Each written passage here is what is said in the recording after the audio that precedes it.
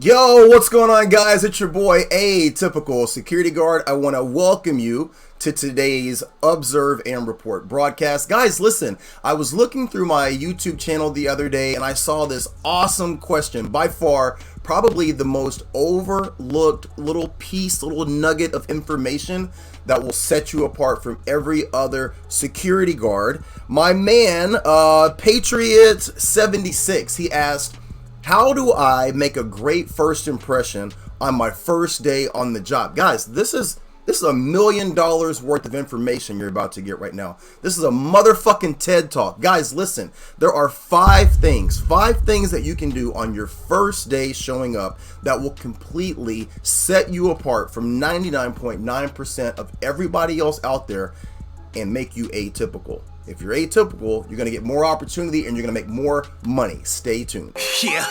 Holy smokes, I'm no joke out the bullpen. Bringing nothing but heat, leave you hanging like clothespins. He's a beast when he goes in, ice cold frozen. The first round draft pick, #1 chosen. Hey guys, as always, it's your boy, Atypical Security Guard. Remember, our goal here is to help educate, motivate, train, and inform new and willing security guards. If we can do that, we can create a better guard, a better community, and at the end, we can all make more money, and that's ultimately our goal. So let's get right into the 5 things. What are the 5 things? Guys, the #1 thing, probably the easiest thing that you can do, the most simple thing that you can do, is be early. Guys, most people, not just in security, but in almost every career field right now, most people don't even show up. Guys, if you show up, you're already ahead of the curve. If you show up early, I'm talking 10, 15, 20, 30 minutes early to your motherfucking post, guys, you are gonna set yourself apart and you're gonna be well on your way to ingratiating yourself with not only your supervisor, but that manager on site. #2, speaking of supervisors and managers, it's going to be to acknowledge your supervisor and your manager. I don't know where we got to this point in society where like people can't speak, they can't say hello. Guys, that's not the way to do it.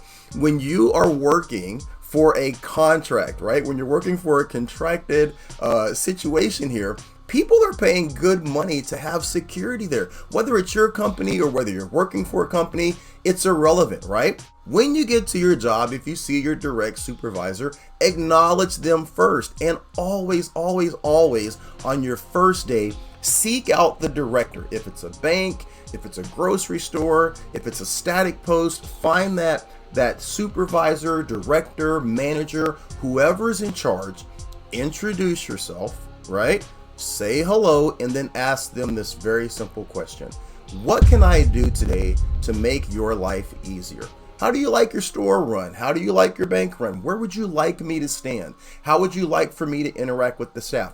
Having this conversation along with greeting them and introducing yourself is going to set you apart from 99.9% of not only security guards, but even their own staff. Guys, you will knock it out of the park if you do that and you ask those simple questions. #3 is going to be to look, behave, and remain professional. It's really easy for people that first 30 minutes to that first hour, even the first day or couple of weeks, to be professional, right? Because you do want to make that good impression. But if you want to set yourself apart, you have to remain professional. You have to behave professional. First off is your uniform. Make sure that your uniform is clean. Make sure that it's neat. Make sure that it's pressed. If you're wearing a plate carrier and you have multiple pouches or holders, make sure that they're quality. They don't have to be the most expensive, but they should be quality. You shouldn't be drooping all over the place and have your equipment hanging out. If you have multiple non or less than lethal items, pepper spray, taser, your baton, make sure that those are secure. Don't have those flopping everywhere. And make sure that you're presentable. Shower, shave, look your absolute best. My dog's barking. Excuse me.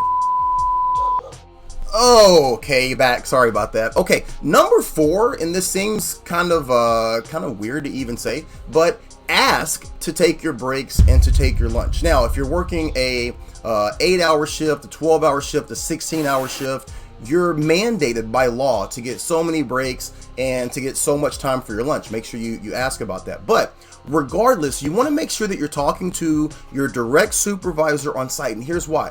When you're working in security, we all know, and if you don't know this, you will, the second your butt cheeks hit that seat to sit down to eat, that's when all hell is going to break loose. Now, if you haven't asked to take this break, it's going to seem, and I can guarantee you this from firsthand experience, it's going to seem like you're simply not there in the moment. And that's not going to go over well. However, if you've asked permission from that manager first, and now when something happens and you're not directly there to deal with it, they have given you permission beforehand. It's going to go over a lot better, and it's going to go over a lot more positive for you if you do this. And also, guys, listen, it's just a common courtesy.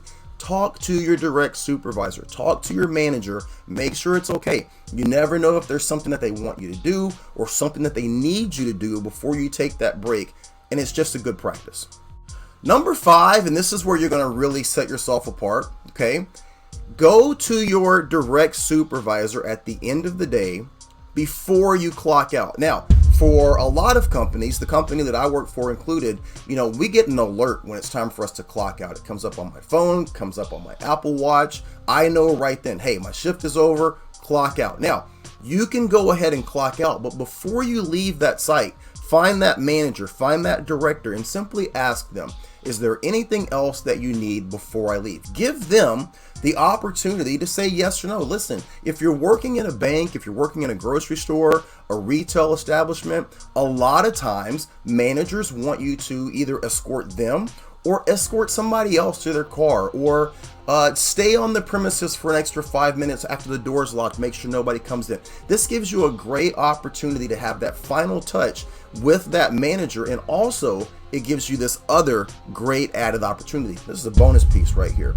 Ask the manager before you leave, is there anything that I can do differently or I can change tomorrow? Now listen, there are things that you're going to do unbeknownst to you, right? Of no fault of your own, that are going to maybe rub the manager or the director the wrong way. Maybe you said something, maybe you stood somewhere, maybe your break went a little bit too long, and it gives them an opportunity to say, hey, yeah, look, this is something that I didn't like, didn't appreciate this is something I would like to see done differently moving forward. If you don't have that final touch point, they're going to have that conversation, but they're going to have it with your supervisor. This gives you an opportunity to approach them first, ask if there's anything that can be changed, and then when you come back tomorrow, you can make that change if needed, and you can re-ingratiate yourself with that director or manager. Guys, listen, these are 5 tips that I guarantee will absolutely skyrocket you to the front of the line when it comes to people requesting you. Now, if you're being requested, if you're being